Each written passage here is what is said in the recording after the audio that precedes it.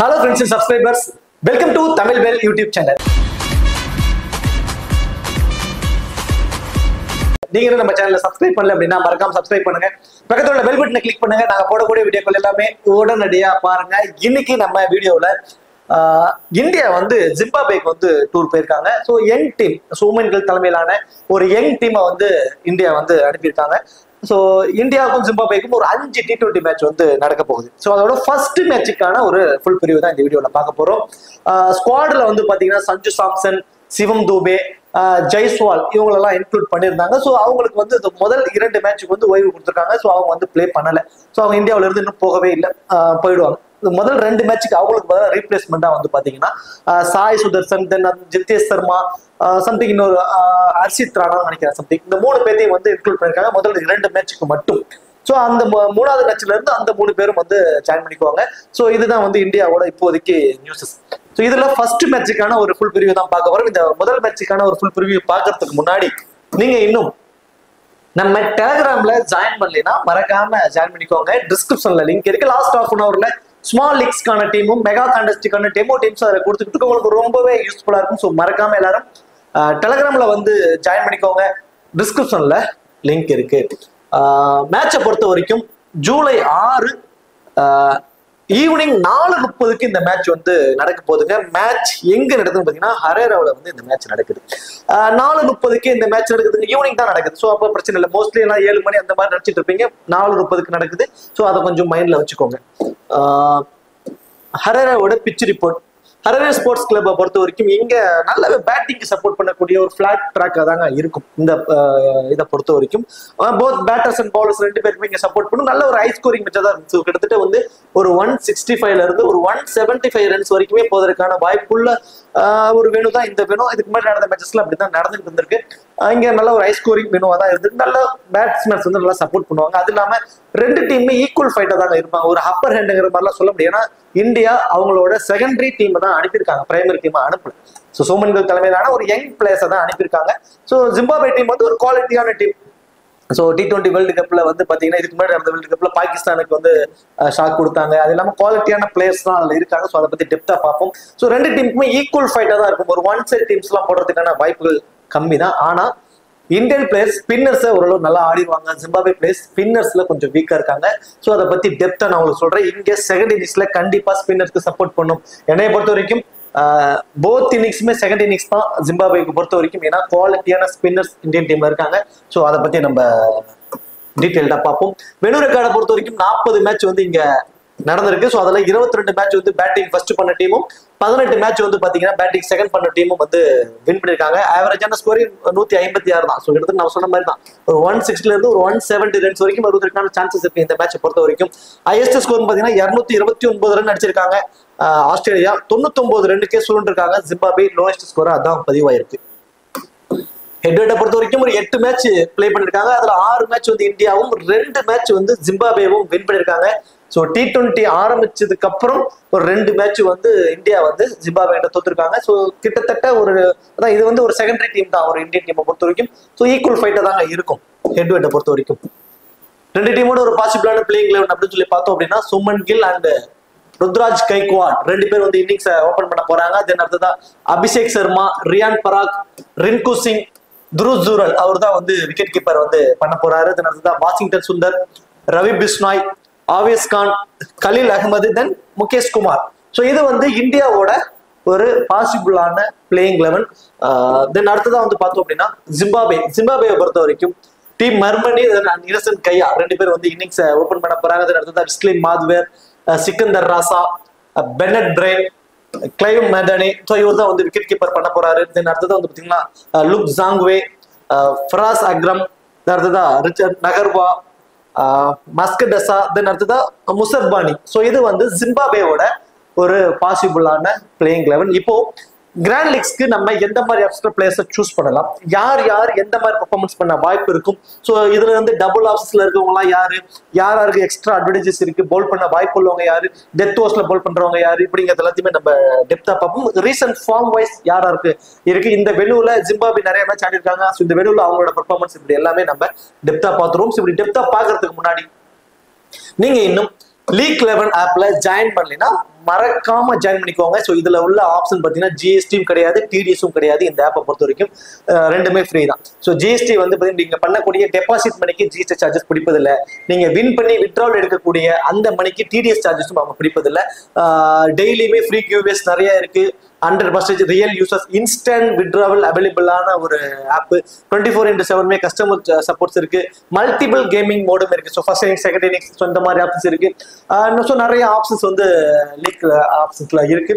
So கண்டிப்பா try பண்ணி பாருங்க. டிஸ்கிரிப்ஷன்ல லிங்க் இருக்கு. இன்வைட் கோடு வந்து தமிழன். சரி, ஓகே, வாங்க வீடியோக்குள்ள போகலாம். இன்னிங்ஸ் வந்து பாத்தீங்கன்னா அபிஷேக் சர்மா, சுமன் கில், ருத்ராஜ் கைக்வாட் இந்த 3 பேர்ல இருந்து யாராவது 2 பேர் பண்ணுவாங்க. மோஸ்ட் ப்ராபபிலி எனக்கு தெரிஞ்சு அபிஷேக் சர்மா, ருத்ராஜ் கைக்வாட் இந்த 2 பேர்த்தையும் இன்னிங்ஸ் ஓபன் பண்ண வைப்பாங்க. ஸோ சுமன் கில் வந்து 1 டவுன் வந்துருவாரு. ஸோ இந்த மாதிரியான ஒரு காம்பினேஷன்ல தான் கொண்டு போவாங்க. ஏன்னா விராட் கோலி இடத்த T20s வந்து நிரப்பணும் அப்படின்னா சுமன் கில்லுக்கு மோஸ்ட்லி அந்த வாய்ப்பு இருக்கும். இல்ல இன்னிங்ஸை ஓபன் பண்றா வைக்கிறாங்களாங்கிறது அபிஷியல் என்ன சொன்னதுக்கு அப்புறம் பார்ப்போம். இந்த 3 பேர்ல இருந்து யாராவது 2 பேர் தான். என்னோட பாயிண்ட் ஆஃப் வியூல ருத்ராஜ் கைக்வாட் அண்ட் அபிஷேக் சர்மா 2 பேர்த்தையும் இன்னிங்ஸ் ஓபன் பண்ண வைக்கிறது ஒரு பெட்டர் ஆப்ஷனா வந்து இருக்கலாம். ஸோ இல்ல சுமன் கில், ருத்ராஜ் கைக்வாட் இருந்தாலுமே 3 பேர்ல யாராவது ஒருத்தவங்க தாங்க. ஏன்னா 3 பேருமே ஒரு பெருசா இன்டென்ட்டை காட்டக்கூடியவங்க கிடையாது. இதுல 2 பேர் சுமன் கில், ருத்ராஜ் கைக்வாட் 2 பேருமே ஒரு ஹார்ட் ஹிட்டிங் இன்டென்ட்டை வந்து பெருசா காட்ட மாட்டாங்க. கொஞ்சம் பாலுக்கு தகுந்த மாதிரி ஆடக்கூடியவங்க. பட் அபிஷேக் சர்மா அப்படி கிடையாது. வெரி ஃபர்ஸ்ட் பால்ல இருந்தே அக்ரெசிவா ஸ்டார்ட் பண்ணக்கூடியவர். அது இல்லாம ஜெய்ஸ்வால் வந்துட்டாரு, 3ஆவது மேட்சுக்கு அப்புறம் ஜெய்ஸ்வால் வந்துட்டாருன்னா அபிஷேக் சர்மா வந்து பெஞ்ச்ல உட்கார வச்சுடுவாங்க. அப்போ ஜெய்ஸ்வாலோட இடம் இன்னிங்ஸ் ஓபன் பண்றது. அப்போ இன்னிங்ஸ் அபிஷேக் சர்மா ஓபன் பண்ண போவாங்க அந்த ஹார்ட் ஹிட்டிங் எபிலிட்டியை கொண்டு வரதுக்காக. அப்போ ருத்ராஜ் கைக்வாட், அபிஷேக் சர்மா தான் மோஸ்ட் ப்ராபபிலி இன்னிங்ஸ் ஓபன் பண்ற மாதிரியான ஒரு சிச்சுவேஷன்ல அமையும் அப்படிங்கிற மாதிரி தான் ஒரு ஆப்ஷனா இருக்க போகுது. ருத்ராஜ் கைக்வாட் கரண்ட்ல நல்ல ஃபார்ம்ல இருக்காரு. சிஎஸ்கேக்கு ஆடினப்பையும் நல்ல ஃபார்ம். தென் அதுக்கப்புறம் வந்து பாத்தீங்கன்னா அவங்க ஸ்டேட்ல Maharashtra something Maharashtra premier league நடந்தது. ஸோ அதுலயுமே நல்ல ஒரு பர்ஃபார்மன்ஸ் பண்ணாரு. நல்ல கரண்ட்ல நல்ல ஃபார்ம்ல இருக்கக்கூடிய பிளேயர். மினிமம் வந்து ஒரு 30 ரன்ஸ் வரைக்கும் அடிப்பதற்கான வாய்ப்பு. பட் ருத்ராஜ் கைக்வாட் இருக்கக்கூடிய மைனஸ் வைஸ் பார்த்தோம் அப்படின்னா நாட் ஓன்லி ருத்ராஜ் கைக்வாட், சுமன் கில்க்குமே சேம் அதே மைனஸ் தான். லெஃப்ட் ஆர்ம் ஃபாஸ்ட் பாலர்ட்ட வீக்கா இருக்காங்க. நல்லாவே தெரியும். அவங்களோட ரெக்கார்ட்ஸ் எல்லாம் வைஸ் பாக்குறப்ப உங்களுக்கு தெரியும் அவங்க யாருக்கு அதிகப்படி விக்கெட்டை விட்டுருக்காங்க அப்படின்னு பாக்குறப்போ. ஸோ ருத்ராஜ் கைக்வாட், சுமன் கில் 2 பேருமே லெஃப்ட் ஆர்ம் ஃபாஸ்ட் பாலர்ட்ட அவங்களோட விக்கெட்டை பறி கொடுத்துருக்காங்க. அந்த அளவுக்கு குவாலிட்டியான நல்ல வேகத்துல 140 வரைக்கும் பவுல் பண்ணக்கூடிய லெஃப்ட் ஆர்ம் ஃபாஸ்ட் பாலர்னு பாத்தீங்கன்னா நகர்வா. ஸோ ரச்சின் நகர்வா வந்து பாத்தீங்கன்னா இருக்காரு. ஸோ நகர்வா விஸ் ருத்ராஜ் கைக்வாட் இவங்களுக்குள்ள மேபி இன்சியலா பவர் பிளேலயே ஒரு ட்ரெண்ட் இருக்க சான்சஸ் இருக்கும். அதை வந்து ஓவர் கம் பண்ணிட்டாருன்னா ருத்ராஜ் கைக்வாடோட பேட்ல இருந்து மினிமம் 35 மேக்ஸிமம் 50 ரன்ஸ் வரைக்கும் அடிப்பதற்கான வாய்ப்பு ரொம்ப ரொம்ப அதிகம். சேம் அதே தான் சுமன் கில். பட் சுமன் கில் 1 டவுன் வராருன்னு வச்சுக்கோங்க. இன்னிங்ஸ் ஓபன் பண்றாருன்னா அந்த ஒரு சின்ன ஒரு ட்ரெண்ட் இருக்கும். பை சான்ஸ் 1 டவுன் வராருன்னா அந்த ட்ரெண்டும் இருக்காது. ஏன்னா பவர் பிளேக்குள்ளவே நகர்வோட ஓவர் வந்து கம்ப்ளீட் ஆயிடும். தென் அதுக்கப்புறம் டெத் ஓவர்ஸ்க்கு தான் வருவாருக்கிறப்ப மிடில் ஓவர்ஸ்ல சுமன் கில் சூப்பர்வா ஆடிடுவாரு. ஸோ ருத்ராஜ் கைக்வாட் என்னோட பாயிண்ட் ஆஃப் வியூல அந்த நகர்வாட்ட இருந்து ஒரு சின்ன ட்ரெண்ட் அதை ஓவர் கம் பண்ணிட்டாருன்னா 30ல இருந்து 50 ரன் வரைக்கும் கூட அடிப்பாரு. பட் வேற எந்த எக்ஸ்ட்ரா அட்வான்டேஜஸும் கிடையாது. ஆனால் அபிஷேக் சர்மாவுக்கு ஒரு எக்ஸ்ட்ரா அட்வான்டேஜஸ் இருக்கு. ஏன்னா 5 ப்ராப்பர் மெயின் பவுலரோட தான் போக போறாங்க இந்தியா. அப்படிங்கிறப்போ அந்த 6th பவுலிங் ஆப்ஷனுக்கு அபிஷேக் சர்மாவுக்கு மேபி 1 or 2 ஓவர்ஸ் வந்து கொடுக்கலாம். அந்த ஒரு சின்ன ஒரு எக்ஸ்ட்ரா அட்வான்டேஜஸ் தான். அபிஷேக் சர்மா வெரி ஃபர்ஸ்ட் பால்ல இருந்து இன்டென்ட்டை காட்டுவார், வெரி பவுண்டரிஸ்ல ட்ரீட் பண்ணுவார், அக்ரெசிவா ஸ்டார்ட் பண்ணுவார். அப்படிங்கிறப்போ ஸோ அபிஷேக் சர்மாவோட பேட்ல இருந்து குயிக் ஃபயரா ஒரு 35ல இருந்து 40 ரன்ஸ் வரைக்கும் வருவதற்கு சான்சஸ் ரொம்ப ரொம்ப அதிகம். அபிஷேக் சர்மாவை பொறுத்த வரைக்கும் ட்ராக்கும் வந்து பிளாட் ட்ராக்கா இருப்பதனால ஸோ அவர்கிட்ட இருந்து ஒரு கணிசமான ரன்ஸ் வருவதற்கு சான்ஸ் ரொம்ப அதிகம். ரியான் பராக் இந்த சீசன் அவருக்கு ரொம்ப ரொம்ப சூப்பரான சீசனா இருந்திருக்கு. லைக் ஐபிஎலும் சரி, அதுக்கு முன்னாடி நடந்த டொமஸ்டிக் லெவல் மேட்சஸ் இருக்கட்டும், எல்லாத்துலயுமே பயங்கரமான ஒரு ஃபார்ம். இந்தியா ஏக்காகவும் சரி அது மாதிரிலாம் மேட்சஸ் ஆடி இருக்காரு. நல்ல ஃபார்ம், குவாலிட்டியா தெரிஞ்சது அவரோட பேட்டிங்ல. மிடில் ஆர்டர்ஸ்ல ரொம்ப ரொம்ப ரொம்ப ஸ்ட்ராங்கா இருக்காங்க. ரியான் பராக், ரிங்கு சிங் 2 பேருமே பயங்கரமான ஒரு குவாலிட்டியான பிளேயர்ஸ். இதுலயும் பர்டிகுலரா ரிங்கு சிங்கோட டவுன் கொஞ்சம் டவுன் த ஆர்டருக்கு மாறும். எப்போன்னு சொல்லி பாத்தீங்கன்னா பேட்டிங் ஃபர்ஸ்ட் பண்றப்போ அவரை வந்து பாத்தீங்கன்னா கடைசி 5 ஓவர் அப்படிங்கிறப்ப தான் ப்ரிப்பேர் பண்ணுவாங்க. துருஜுரோல கொஞ்சம் டாப் த ஆர்டருக்கு ப்ரொமோட் பண்ணுவாங்க. பை சான்ஸ் பேட்டிங் செகண்ட் பண்றாங்க அப்படின்னா துருஜுரோலுக்கு முன்னாடியே ரிங்கு சிங்கை வந்து கொஞ்சம் ப்ரொமோட் பண்ணி மேட்சஸ் ஈஸியா முடிப்பதற்கான ஒரு வாய்ப்பு வந்து கொண்டு வந்துருவாங்க. So Rinku Singh average wise பாக்குறப்போ போத் இன்னிங்ஸ்லயுமே சூப்பரான ஒரு ஆவரேஜ் இருக்காரு. இந்தியாவுக்காக விளையாண்ட மேட்சஸ் எல்லாத்துலயுமே பேட்டிங் ஃபர்ஸ்ட் பண்றப்போ கடைசி 5 ஓவர்ல வந்து அவர் வந்து ஒரு 25ல இருந்து 30 ரன் அடிச்சு ஒரு கணிசமான ரன்ஸை கொண்டு வருவாரு. பேட்டிங் செகண்ட் பண்றப்போ வந்து பாத்தீங்கன்னா அவரோட ரோல் கடைசியில வந்து மேட்சை பினிஷ் பண்ணி வைக்கக்கூடிய ஒரு ரோலா இருக்கும். என்னைய பொறுத்த வரைக்கும் போத் இன்னிங்ஸ்மே அவர் ரொம்ப ரொம்ப இம்பார்ட்டன்ட் ரிங்கு சிங்கை பொறுத்த வரைக்கும். ஏன்னா அவரோட ஃபீல்டிங் பொசிஷனும் அந்த ஸ்கொயர் பவுண்டரிஸை கவர் பண்ணி தான் இருக்கும். மேட்சுக்கு மேட்ச் மினிமம் 1 or 2 கேட்சஸும் அவர் பிடிப்பாரு. ஸோ ரிங்கு சிங் ஒரு சூப்பரான ஒரு ஆப்ஷனா வந்து தெரியுறாரு போத் இன்னிங்ஸ்லுமே. ஸோ அபிஷேக் சர்மா சூமன் கில் ரெண்டு பேரும் இன்னிங்ஸ் ஓப்பன் பண்றாங்க அப்படின்னா சூமன் கில்க்கு இன்சியல் ட்ரெண்ட் லைக் நம்மள்ட்ட இருந்து நகர்வாட்டு இருந்து இருக்கு. ஸோ அதனால ஒரு 50-50 ஆப்ஷன்ஸ்ல ட்ரை பண்ணிக்கலாம். பை சான்ஸ் ஒரு 1 டவுன் வராருன்னா must try. Ruturaj Gaikwad Abhishek Sharma innings open பண்றாங்கன்னா ருத்ராஜ் கைக்வாடுக்கு ஒரு trend. So 50-50 options Ruturaj Gaikwad. So Abhishek Sharma both இன்னிங்ஸ்லுமே இம்பார்ட்டன்டா வந்து தெரியுறாரு. டாப் ஆர்டர்ல யாரா ஒரு விக்கெட் விழுந்துருது சூமன் கில் யார் 1 டவுன் வந்தாலுமே அவங்க இம்பார்ட்டன்டா இருப்பாங்க இந்தியன் டீமை பொறுத்த வரைக்கும். ஸோ அபிஷேக் சர்மா தென் 1 டவுன்ல சூமன் கில் ருத்ராஜ் கைக்வாட் ரெண்டு பேர்த்துல யார் வந்தாலும் அவங்க இம்பார்ட்டன்ட் அப்படிங்கிறப்போ ரெண்டாவது ஆப்ஷன். தென் ரியான் பராக் ரிங்கு சிங்கை கம்பேர் பண்றப்போ ரியான் பராக்கை விட ரிங்கு சிங் வந்து பேட்டிங்ல வந்து கான்ட்ரிபியூட் பண்ணுவார். அந்த எக்ஸ்ட்ரா அட்வான்டேஜ் ஃபீல்டிங் பொசிஷன்லயும் கொஞ்சம் பாயிண்ட்ஸ் வந்துடும். ரியான் பராக்குக்கும் சேம் அதே மாதிரி ஆப்ஷன் தான் அந்த லாங் ஆஃப்ல வந்து அவர் வந்து ஃபீல்டிங் பொசிஷன் வச்சிருக்கிறதுனால அவருக்கான ஆப்ஷன்ஸ் இருக்கும். ஸோ இந்தியன் டீமை பொறுத்த வரைக்கும் டாப் 5 பேர்ல இருந்து நம்ம 4 பிளேயர் வரைக்குமே கூட நம்ம இந்தியன் பிளேயர்ஸ் வந்து பிக் பண்ணிக்கலாம். அந்த அளவுக்கு குவாலிட்டியான ஆப்ஷன்ஸ் அண்ட் எக்ஸ்ட்ரா அட்வான்டேஜஸ் உள்ளவங்களா வந்து அவங்க இருக்காங்க. ஸோ வாஷிங்டன் சுந்தர், ரவி பிஸ்னாய், ஆவேஸ் கான், கலீல் அகமது, முகேஷ் குமார் இந்த 5 மெயின் பவுலர்ஸ்ல 2 விக்கெட் எடுக்கக்கூடிய வாய்ப்பு அதிகம் உள்ளவங்க சொல்லி பாத்தீங்கன்னா ரவி பிஸ்னாய், முகேஷ் குமார் இந்த 2 பேருக்குமே 2 விக்கெட் வரைக்கும் எடுப்பதற்கான சான்சஸ் வந்து ரொம்ப ரொம்ப அதிகம். மீதி இருக்கக்கூடிய ஆப்ஷன்ல கலீல் அகமது, ஆவேஸ் கான், வாஷிங்டன் சுந்தர் இந்த 3 பேர்த்திட்டு இருந்தும் ஒரு விக்கெட் எடுப்பதற்கான சான்சஸ் தான் இருக்கும். அதுல ஸ்லைட்லி அட்வான்டேஜஸ் பாத்தீங்கன்னா செகண்டா பவுல் பண்றப்போ கலீல் அகமது இருந்து நம்ம 2 விக்கெட் வரைக்கும் எதிர்பார்க்கலாம். அதே மாதிரி வாஷிங்டன் சுந்தர் இருந்து போத் இன்னிங்ஸ்லயுமே ஒரு விக்கெட் தான். ஆவேஸ் கானை பொறுத்த வரைக்கும் ஃபர்ஸ்ட் பவுல் பண்ண போறாருன்னா 2 விக்கெட் வரைக்கும் எதிர்பார்க்கலாம். இப்போ டாப் 5 பேர்ல இருந்து 4 பிளேயர் வரைக்கும் பிக் பண்ணிக்கலாம் அப்படிங்கிற ஆப்ஷனுக்கு நான் சொல்லியிருந்தேன். பவுலிங் ஆப்ஷன்ஸ்ல வாஷிங்டன் சுந்தர் போத் இன்னிங்ஸ்லயுமே ஒரு விக்கெட்டும், ரவி பிஸ்னாய் போத் இன்னிங்ஸ்லயுமே 2 விக்கெட் வரைக்கும் எடுப்பதற்கான chances. Avesh Khan first bowl பண்ண போறாருன்னா 2 விக்கெட் வரைக்கும் எடுப்பாரு. கலீல் அகமது செகண்டா பவுல் பண்ண போறாருன்னா 2 விக்கெட் வரைக்கும் எடுப்பாரு. முகேஷ் குமார் போத் இன்னிங்ஸ்லயுமே இம்பார்ட்டன்டா இருப்பாரு. அதுலயும் அந்த 20வது ஓவர் அவர் தான் பவுல் பண்றதுனால போத் இன்னிங்ஸ்லயுமே 2 விக்கெட் வரைக்கும் எடுப்பதற்கான சான்சஸ் இருக்கும். ஸோ இது இந்தியன் டீமோட ஒரு ஆப்ஷன். அடுத்ததான் ஜிம்பாப்வே டீம். ஜிம்பாப்வே டீமை பொறுத்த வரைக்கும் ஃபர்ஸ்ட் எக்ஸ்ட்ரா அட்வான்டேஜஸ் உள்ளவங்க யாருன்னு பார்த்துருவோம். ஃபர்ஸ்ட் சிக்கந்தர் ராசா, அவரோட 4 ஓவருமே அவர் கம்ப்ளீட் பண்ணிடுவாரு. விக்கெட் டேக்கிங் ஆப்ஷன்ஸ் இருக்கு. ஸோ ஒரு விக்கெட் வரைக்கும் எடுப்பாரு. பேட்டிங்ல பயங்கரமான ஒரு ஃபார்ம்ல இருக்காரு. ஸோ ஜிம்பாப்வேக்கு ஆர்டர் எல்லாமே அவர் சிங்கிள் ஹேண்டடா நிறைய மேட்சஸ் வந்து ஆடி கொடுத்துருக்காரு. ஸோ பேட்டிங்ல வந்து கண்டிப்பா வந்து 25 ரன்ஸ் வரைக்கும் அடிப்பதற்கான சான்சஸ். தென் ஒரு விக்கெட் அப்படிங்கிறப்ப அவர் அந்த ஃபேண்டஸ்டி வருவதற்கான வாய்ப்பு அவர் கிட்டத்தட்ட அவர் உறுதி பண்ணிடுறாரு. தென் அடுத்ததான் வந்து பார்த்தோம் அப்படின்னா லுக் ஜாங்வே. இந்த ஜாங்வே பொறுத்த வரைக்கும் ஃபர்ஸ்ட் பவுல் பண்ண போறாருன்னா டெத் ஓவர்ஸ்ல பவுல் பண்றாரு. அந்த 20வது ஓவர் மோஸ்ட் ப்ராபபிலி அவர் தான் பவுல் பண்ணுவார். இந்த ஸ்லோவர் வேரியேஷன்ஸ் பவுல் பண்ணுவாரு. நிறைய அந்த ஸ்லோவர் வேரியேஷன் கட்டர்ஸ்ல நிறைய பவுல் பண்ணக்கூடிய ஒரு பவுலர் அவர். ஸோ ஃபர்ஸ்ட் பவுல் பண்றாருன்னா மேபி மினிமம் 3 ஓவர் தாங்க. 4 ஓவர் கம்ப்ளீட் பண்றதுக்கான வாய்ப்புல இல்ல. மினிமம் 3 ஓவர் தான். பேட்டிங்ல வந்தாலும் ஒரு 15 ரன்ஸ் வரைக்கும் அடிப்பாரு. அந்த ஒரு ஸ்லைட்லி அட்வான்டேஜஸ் இருக்கிறதுனால ஃபர்ஸ்ட் பவுல் பண்ண போறாருன்னா லுக் ஜாங்வேக்கு வந்து இம்பார்ட்டன்ஸ் கொடுத்துக்கோங்க. வெலிங்டன் மஸ்கடஸாவை பொறுத்த வரைக்கும் அவரோட 4 ஓவர் அவர் கம்ப்ளீட் பண்ணிடுவாரு. ஒரு விக்கெட் வரைக்கும் எடுப்பதற்கான சான்சஸ். அண்ட் பேட்டிங்ல வந்து பெருசா ஒரு பர்ஃபார்மன்ஸ் எதுவும் பண்ண மாட்டாரு. இந்த ஃபராஸ் அக்ரமை பொறுத்த வரைக்கும் அவர் வந்து பாத்தீங்கன்னா மினிமம் 2 ஓவர் மேக்ஸிமம் 3 ஓவர் வரைக்கும் பவுல் பண்ணுவாரு. போத் இன்னிங்ஸ்லுமே ஒரு விக்கெட் எடுப்பாரு. நல்ல லைனல் லென்த்ல நல்ல வேகத்துல பவுல் பண்ணக்கூடிய ஒரு குவாலிட்டியான ஒரு பவுலர். நல்ல கரெக்டான லைனல் லென்த்ல பவுல் பண்ணுவாருங்க. ஸோ சூப்பரான குவாலிட்டி பவுலர் தான். மினிமம் ஒரு விக்கெட் வரைக்கும் எடுப்பாரு. பேட்டிங்ல கண்டிப்பா மஸ்கடஸாவுக்கு மேலேயே வந்துருவாரு. ஒரு 10 ரன்ஸ் வரைக்கும் அடிப்பதற்கான சான்சஸ் பை சான்ஸ் அவருக்கு பேட்டிங் வாய்ப்பு கிடைத்தார். மோஸ்ட் ப்ராபபிலி நல்ல ஒரு பேட்டிங் சப்போர்ட் பண்ணக்கூடிய ஒரு வேணும் தான். மிடில் கொஞ்சம் ஸ்பின்னர்ஸ் வீக்கா இருக்கிறதுனால கொஞ்சம் விக்கெட்ஸை பறி கொடுப்பாங்க. ஆப்ஷன் சைஸ் பாக்குறப்போ பவுலிங்ல வந்து டெத் ஓவர்ஸ்ல பவுல் பண்ணக்கூடிய ஆப்ஷன் நகர்வாக்கு தாங்க இருக்கு. அந்த 20வது ஓவர் 19-20 இந்த ரெண்டுமே வந்து லுக் ஜாங்வேவும் நகர்வாவும் பவுல் பண்ணுவாங்க. முசர்பானி தான் வந்து இன்சியலா பவர் பிளேல பவுல் பண்ணுவாங்க. முசர்பானி நகர்வா 2 பேரும் பவர் பிளேல பவுல் பண்ணுவாங்க. லுக் ஜாங்வேவும் நகர்வா இந்த 2 பேரும் வந்து டெத் ஓவர்ஸ்ல வந்து பவுல் பண்ணுவாங்க. ஸோ முசர்பானிட்டு இருந்து போத் இன்னிங்ஸ்லயுமே ஒரு விக்கெட் வரைக்கும் எதிர்பார்க்கலாம். நகர்வா ஃபர்ஸ்ட் பவுல் பண்ண போறாருன்னா 2 விக்கெட் வரைக்கும் எடுப்பாரு. ஸோ செகண்டா பவுல் பண்றப்போ ஒரு விக்கெட் வரைக்கும் எடுப்பாரு. முசர்பானியை பொறுத்த வரைக்கும் ஃபர்ஸ்ட் பவுல் பண்றப்போ ஒரு விக்கெட்டும், செகண்டா பவுல் பண்றப்போ 2 விக்கெட் வரைக்கும் எடுப்பதற்கான chances. Wicket taking option first bowling விட செகண்ட் பவுலிங் தான் முசர்பானிக்கு அதிகமா இருந்திருக்கு. ஸோ முசர்பானியை வந்து செகண்ட் இன்னிங்ஸ்ல ட்ரை பண்ணிக்கோங்க. ஃபராஸ் அக்ரம் பொறுத்த வரைக்கும் போத் இன்னிங்ஸ்லயுமே ஒரு விக்கெட் வரைக்கும் எடுப்பாரு. அதுக்கு அடுத்ததான் வேற ஆப்ஷன் பாக்குறப்போ லுக் ஜாங்வேக்கு ஆல்ரெடி சொன்ன மாதிரி ஃபர்ஸ்ட் பவுல் பண்றப்போ ஒரு இம்பார்ட்டன்ஸ் கொடுத்துக்கோங்க. பேட்டிங்ல வந்து கணிசமான ரன்ஸ் ஆடுவாரு. டெத் ஓவர்ஸ்ல பவுல் பண்றப்போ ஒரு விக்கெட்டுங்கிறது 2 விக்கெட்டா கூட கிடைக்கும். சிக்கந்தர் ராசா மஸ்ட் ட்ரை என்னை பொறுத்த வரைக்கும் போத் இன்னிங்ஸ்லயுமே. இப்போ பேட்டிங் ஆப்ஷனுக்கு வருவோம். மறுமணி அண்ட் இன்னசென்ட் கையா. இதுல 2 பேருமே T20க்கு ஒரு ஆப்டான ஒரு பிளேயர். வெரி ஃபர்ஸ்ட் பாலர் இருந்து அக்ரெசிவ் இன்டென்ட் காட்டுவாங்க.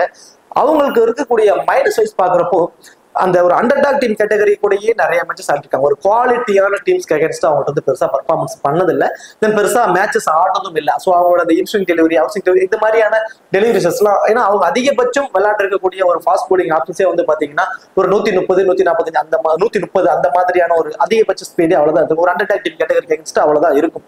இப்போ இந்தியன் டீமை பொறுத்த வரைக்கும் கலீல் அகமது ஒரு 138 வரைக்கும் போடுறாரு. ஆவேஸ் கானும் நல்ல வேகத்துல ஒரு 140 வரைக்கும் போல் பண்றாரு. முகேஷ் குமார் ஒரு ஸ்லோவர், ஒரு மீடியம் ஒரு 135 அந்த மாதிரி தான் இருக்கும். ஸோ பவுலிங் ஆப்ஷனை பொறுத்த வரைக்கும் சேம் காம்பினேஷன் தான். பட் நல்ல ஸ்விங்கோட பவுல் பண்ணக்கூடியவங்க. இப்போ ஆவேஸ் கான் எடுத்துக்கிட்டாலும் நல்ல ஸ்விங் பவுல் பண்ணுவாரு. முகேஷ் குமார் நல்ல கரெக்டான லைன் நேரத்துல பால உள்ளேயும் கொண்டு வருவார், வெளியும் கொண்டு வரும், இன்சிங் அவுட்சிங் ரெண்டுமே நல்லா பவுல் பண்ணுவாரு. அதே மாதிரி Khaleel Ahmed left arm fast bowler, அவர்கிட்ட நிறைய வேரியேஷன்ஸ் இருக்கும். நல்ல 138 வேகத்துல பவுல் பண்ணுவார். திடீர்னு பாத்தீங்கன்னா ஒரு 120 அந்த மாதிரி வேகத்துல நல்ல ஸ்லோவர் கட்டர்ஸ் வேரியேஷன்ஸ் எல்லாம் பவுல் பண்ணுவாரு. ஸோ இந்த மாதிரி பால் வேரியேஷன்ஸ் பண்றவங்கள்ட்ட நிறைய அவங்க ஆடினது இல்லாதது அவங்களுக்கு இருக்கக்கூடிய மைனஸ். இந்த மறுமணி மட்டும் ஒரு ஒரு ஒரு 10க்கு ஒரு 4 மேட்சஸ் வந்து ஒரு 25 ரன்ஸ் அந்த மாதிரி ஆடி இருக்காரு. பெரிய ரன்ஸை கன்வெர்ட் பண்றதுக்கு அவர் ரொம்ப தவிர்க்காரு. இன்னசென்ட் கையா வெரி ஃபர்ஸ்ட் பால்ல இருந்தே ஒரு அக்ரெசிவ் இன்டென்ட் காட்டக்கூடிய ஒரு பிளேயர். இந்த வெனுல நல்லா ஆடி இருக்காருங்க. ஸோ அது வந்து ரொம்ப இம்பார்ட்டன். ஒரு டிஃபரன்ஸியலா நீங்க இன்னசென்ட் கையாவை ட்ரை பண்ணி பார்க்கலாம். இந்த வெனுல அவரோட ஆவரேஜ் 27 அப்படிங்கிற ஒரு ஆவரேஜ் வச்சிருக்காரு. நிறைய மேட்சஸ் நல்லாவே பர்ஃபார்மன்ஸ் பண்ணிருக்காரு. ஒரு டிஃபரன்ஷியல் பிக்கா நீங்க வேணா இன்னசென்ட் கையாவை ட்ரை பண்ணி பார்க்கலாம். அந்த இன்சியல் த்ரெட், அந்த லெஃப்ட் ஆர்ம் ஃபாஸ்ட் பாலர் நம்ம கலீல் அகமது மேபி இருக்கலாம். அதை ஓவர் கம் பண்ணிட்டாருன்னா 25 ரன் அவர் சாலிடா ஆடிடுவாரு. இந்த பென்னட் பிரைன் ரீசன்ட் டைம்ஸ்ல ஜிம்பாபேக்காக ரொம்பவே சூப்பரா பெர்ஃபார்மன்ஸ் பண்ணிட்டு இருக்காங்க. பெருசா அவரை பத்தி யாருக்கும் தெரியல. நல்ல பெர்ஃபார்மன்ஸ், சம் ஓவர்ஸ் பவுல் பண்றதுக்கு கூட வாய்ப்புள்ள ஒரு player. But most probably options already நிறைய இருக்கு, பவுல் பண்றதுக்கான வாய்ப்பு கம்மி. பேட்டிங்ல ரொம்ப ரொம்ப குவாலிட்டி இன்டென்ட் தெரியுதுங்க அவர்கிட்ட வந்து. நிறைய அவரோட பாஸ்ட் மேட்சஸ் எல்லாம் பார்க்குறோம். ரீசெண்ட் டைம்ஸ் நல்ல பெர்ஃபார்மன்ஸ் பண்ணியிருக்காரு ஜிம்பாபேக்காக, ஒரு குவாலிட்டி ஆடுறது. ஸோ அவர் வந்ததுக்கு அப்புறம் கிளைன் மெடன் அவரோட டவுன் வந்து பாத்தீங்கன்னா கீழே வர ஆரம்பிச்சிருச்சு.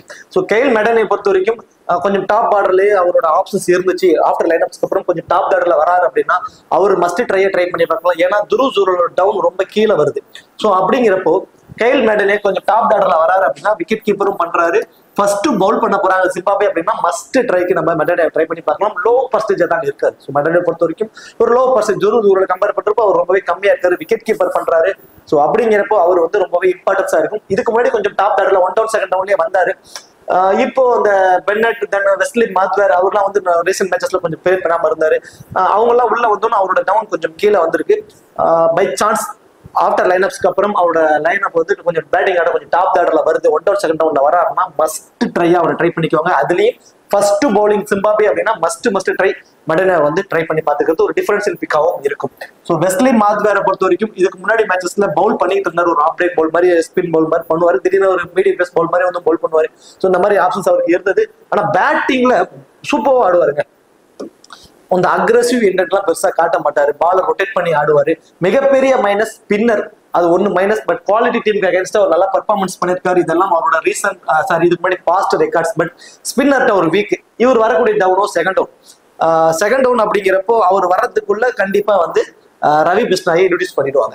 அப்ப ரவி பிஸ்னாய் கிட்ட இருந்து அந்த ஸ்பின்னர், அவர் ஆல்ரெடி ஸ்பின்னர்ல வீக்கா இருக்காரு. So Ravi Bishnoi Wesley Madhevere, Ravi Bishnoi Bennett Brian, இவங்கள்ட்டெல்லாம் மிகப்பெரிய ஒரு ட்ரெண்ட் இருக்க போகுது. அவரோட விக்கெட் டேக்கிங் ஆப்ஷன்ஸும் அதிகமா இருக்க போகுது. சிக்கந்தர் ராசா ஓரளவுக்கு கொண்டு வந்து ஒரு 25 ரன்ஸ் வரைக்கும் அடிப்பாரு. இந்த 4 ஓவர் பவுல் பண்ற அந்த எக்ஸ்ட்ரா அட்வான்டேஜஸ் இருக்கிறப்போ அவர் மஸ்ட் ட்ரைக்கே வந்துடுறாரு. அப்போ ஜிம்பாபேவை பொறுத்த வரைக்கும் ஃபர்ஸ்ட் போத் இன்னிங்ஸ்லயுமே சிக்கந்தர் ராசா இம்பார்ட்டனா இருப்பாரு. லுக் ஜாங்வே ஃபர்ஸ்ட் பவுல் பண்ண போறாங்கன்னா இம்பார்ட்டனா இருப்பாரு. அதே மாதிரி நகர்வாவும் வந்து ஃபர்ஸ்ட் பவுல் பண்றப்போ ரொம்பவே இம்பார்ட்டனா இருப்பாரு. தென் ஃபர்ஸ்ட் பவுல் பண்றப்போ கிளைவ் மாட்னே. ஸோ இந்த 4 பிளேயருமே வந்து பாத்தீங்கன்னா ஜிம்பாபே டீமுக்காக ஃபர்ஸ்ட் பவுல் பண்றப்போ ரொம்பவே இம்பார்ட்டனா இருப்பாங்க.